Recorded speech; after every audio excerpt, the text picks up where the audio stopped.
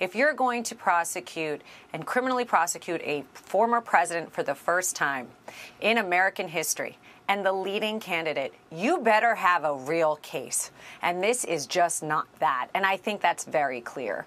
One of the things the prosecutors didn't anticipate was that their witnesses would fall apart. And I'm not going to speak to individuals who have this unconstitutional, and I can't speak to it. But let me just be very clear.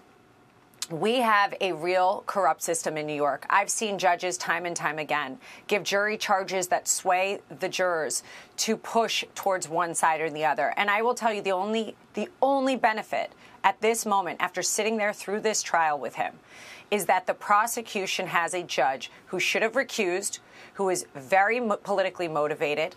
And I can't speak to that either because this isn't America anymore. But the fact that that judge has to give a jury charge, that's their best bet at this point. I mean, we have to be realistic here. It's impossible. You cannot expect that these people with a gap like this didn't go home, watch whether it be CNN, MSNBC, or Fox. And I assure you it's probably not Fox. We're in New York, and this is a very blue state. But they're watching that, and they're listening to their opinions, and those opinions affect them. Or their relatives this case and is friends frankly are. a mess from the top to the bottom. Probably the single most historic case we've ever seen in this country. And to not be clear on those things, to not have a fair jury charge, to not have a judge be particularly clean so that there was no chance of a mistrial or a reversal. These things are fatal errors that we're seeing because the political motivation, as we've seen, Harris, to rush these trials against President Trump, to make sure they're done before the November election, and to cover it up by saying no one is above the law. That stupid little catchphrase that they love to say.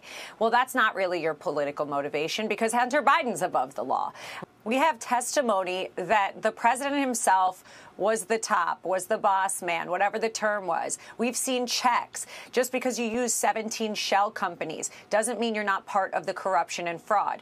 We have no time for this in politics. And instead, they're going after Trump for a books and records keeping violation that he didn't even do. He was in the White House, and trying to make it criminal when it's at best a misdemeanor. You know who did a worse crime? A higher class crime? Hunter Biden. And then to lie to Congress. But there is people above the law in this country. It is anybody who's a Democrat, anybody who's part of this regime, and they're not treated the same. So I really hope they hold his feet to the fire. I hope that they make him accountable. It doesn't matter if you're the president's son.